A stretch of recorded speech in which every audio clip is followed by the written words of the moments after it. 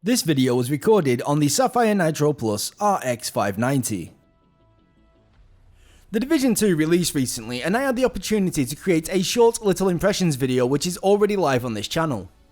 During the filming process, I started to notice lots of small but pretty awesome graphical details that are very easy to miss when you are concentrating on just playing the game normally. However, you would likely feel their absence if they were not present. It's details like these that really help to flesh out a game's world and thus offer a sense of believability to the environments and their inhabitants. So in this video, we are going to take a closer look into some of the insane little graphical details that can be found within the Division 2. Now, since weapons are the primary way that we interact with a game's world, let's start off by taking a look at how the Snowdrop engine handles procedural destruction. Through my own testing, I found that the vast majority of the surfaces that make up the game's environments are able to be damaged to some degree. The only real exception here appears to be with the ceilings and floors, which for the most part appear to be indestructible. Which is smart, as leaving these out likely improves performance, and it's not like you spend too much time looking at them, especially up close. In most games, shooting a surface will just leave a decal, which is a flat texture, and if you're very lucky, the game may use normal maps or even better parallax maps to give these decals an effect that emulates depth. The Division 2 also employs this technique, especially with harder surfaces such as metal. However, on thin objects the game applies decals on both sides, a dent on the side being shot, and a bump on the other. While this effect is pretty cool, it is really just the tip of the iceberg. Something that we very rarely see in games is actual bullet holes that you are able to see through, and yet here we see this effect used frequently, and it's not just on totally flat panels. These signs, for instance, have a thickness to them, and yet the effect works great. We also see this effect used on fabrics and lots of the wooden panels that you find throughout the environments. As cool as all this is, things continue to get better when we start to look at thicker structures. Many of the surfaces in the game also have more procedural forms of destruction enabled, and this means that when shot, not only are decals applied, but chunks of the geometry are also removed. Often, this effect can be fairly subtle, yet still very impressive. Normally, when a game has destructible environments and objects, the developers have gone through and created assets with pre-computated damage models, so that when you shoot at a chunk of the model, it will detach and become physically active. The Division 2 also frequently employs this technique, yet it also is able to combine it with a procedural destruction system to create some truly stunning demolition. Surprisingly, we are still not done here because certain materials also have their own special forms of destruction. Glass, when shot, will receive bullet holes, decals, and cracks, and when them cracks overlap with each other, whatever is in the middle of them cracks will fall out in a realistic fashion. Wood, however, is by far the most impressive in my eyes. When it is shot, it will splinter and snap from the point of impact, and when these effects all combine together, in more complex structures, the destruction is truly beyond what I would have expected from a game that looks this good, and it's stuff like this that really gets me excited for the future of gaming.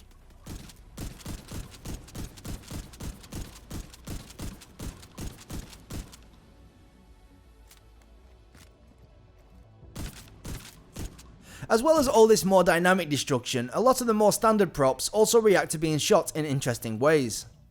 Sometimes it is as simple as becoming physically active or smashing, but sometimes it can get a little bit more complex. When shot, paint cans will spill paint, screens will get corrupted, and tyres will get blown out. The cars in general are fairly interactive. Using them as cover will often result in your agent closing the doors as they pass over them. Jumping over the boot or the hood will also close them if they are open, and as you would expect, all the glass can be shot out. I had a surprising amount of fun just walking around the environments and seeing how things would react to being shot. I'm sure that I have missed all sorts, so if you've got any cool things that you found, then please do let us know in the comment section below this video, and I'll check them out when I get a chance. Now, one of my guilty pleasures in video games is trying to destroy light sources. I don't know why, but ever since I played the original Splinter Cell back on the Xbox, I can't think of a single game that I have played and not tried to shoot out at least a few of the lights. In the Division 2, most light sources can be destroyed, and this pleases me greatly. The only exception appears to be lights that have got a mesh over them, but this is most likely to prevent griefing in multiplayer, as some of the areas can get incredibly dark once the lights go out. One small oddity that I did notice, however, was when shooting out lights in foggy areas, and this was due to the volumetrics appearing to fade out slowly rather than instantly. This could once again be to prevent griefing, but it could also illustrate a limitation within the engine, but either way it's not really a big issue, I just thought it was worth pointing out. The Division 2 makes heavy use of volumetric lighting. This is a technique that gives the effect that light is bouncing off the moisture or even the dust particles that can fill the air. When used correctly, volumetrics can add a layer of atmosphere and even depth to environments. What's even better is that when a light source is obstructed, it produces what is commonly known as God rays, which are sharp streaks of light that penetrate dark areas. It's something that was previously done using a screen space technique, which while looked pretty good, was limited to the light source being visible on screen for the effect to work. Honestly, the lighting system as a whole is very impressive. The Division 2 has a day and night cycle that takes around an hour or so to complete, and by speeding up this footage we are able to see how the lighting in a given area changes throughout the in-game day, and it really does look great.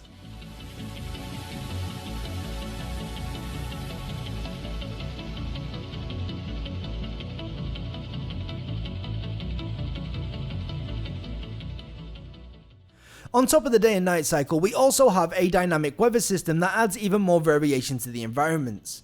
Again, just like the day and night transitions, the weather systems can blend together perfectly, meaning that you can go from a stormy day to a calm night in a way that feels natural.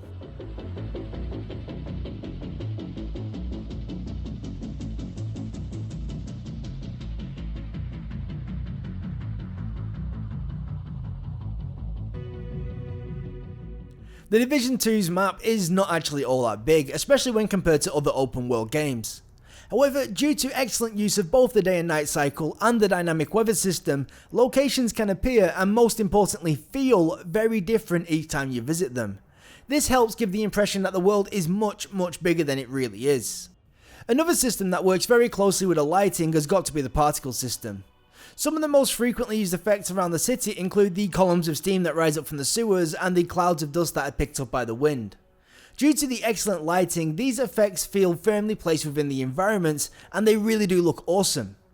Unfortunately, however, they do not appear to cast shadows, so this is certainly something that can be improved on going forward, maybe in the Division 3. However, with the performance that we see with these pretty effects, I do think it's very hard to complain. The particle system is also responsible for things like the trash that blows around in the wind, leaves falling from trees, sparks from electronics, and much more. While there is not all that much water in the Division 2, what water there is also does react very nicely. The surface even deforms as objects pass through it, giving a nice three-dimensional ripple effect. You can even see that deformation where the water meets the wall in this clip. Also, objects such as this flower will bob around on the surface very realistically. A material is also applied to disrupted water to emulate the effect of tiny little herbables floating to the surface. We can even see our Agent Seeker mine carve a path right through shallow waters and kick up a thick spray behind them. Along with bullets, explosions and animals, enemies and even friendly NPCs are also able to trigger all of these water effects as well. School teachers, secretaries, and we're fighting soldiers? Due to story reasons, nature has started to reclaim Washington DC in the Division 2, and as a result, all sorts of wildlife can be found roaming the streets. Throughout the city, you will be constantly coming across animals such as dogs, cats, foxes, raccoons, rats, deer, and even more. While these animals don't have that many complex interactions, they do bring a sense of life to the abandoned streets. Also, some of them contain animations that give the impression of them interacting directly with the world, and this includes stuff like rooting through trash and diving under vehicles to escape danger.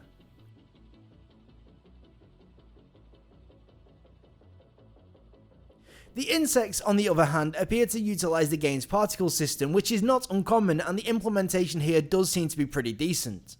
Flies swarm, bees dart, and cockroaches wander.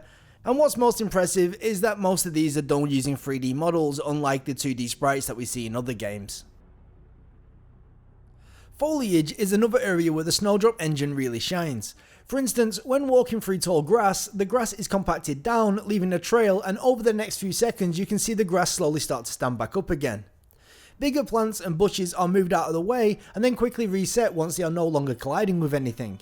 Flowers are likely the coolest of the bunch though, no pun intended. They wobble when touched, and in a rather natural yet exaggerated way that just feels right. Once again, enemies and friendly NPCs will also trigger all these effects as well, which really adds to the feeling of the game's environments being living and breathing places that exist whether you are playing or not.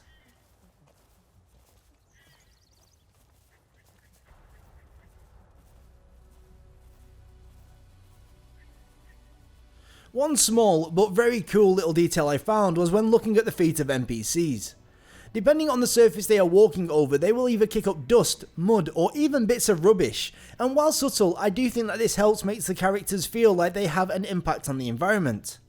When I first noticed an NPC walk through a pile of garbage and kick it all out in front of them, it blew my mind. These streets are piled high with trash, so the thought of most of that being interactable with physics and collision was beyond what I would have ever expected. In reality, the developers are using clever sleight of hand, or in this case foot, in order to give the illusion that everything has physics and collision, when in reality the NPCs are simply spawning small pieces of rubbish at their own feet. Sorry if I've just broken the illusion for you, I just had to share this really genius little trick. This is normally only supposed to happen when they walk over piles of garbage, however I did find this section of road that also seems to trigger the behaviour as well, so we can see it much more clearly. While all these little details are awesome, I think it's important that we also don't ignore the sheer level of detail within the environments themselves. Materials and textures maintain their sharpness up close, and they even make use of tiled detailed maps, which are basically tiny little tiled materials that give the impressions that the textures are much higher resolution than they actually are. It's implemented so well that it's super rare to spot any obviously low resolution textures unless you specifically go out of your way to try and look for them. On top of all this, we still need to consider the density of the object placements throughout the game.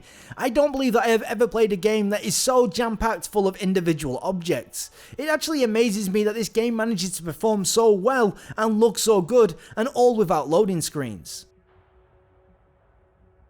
And that is pretty much all I have for now. I just want to quickly remind everyone that the footage you have been watching was recorded on the Sapphire Nitro RX 590, and that we upload videos on a wide range of Sapphire GPUs right here on this channel regularly.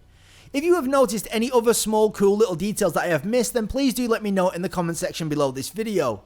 Also, if you are new around here, how about slapping that subscribe button so you get notified of our future videos?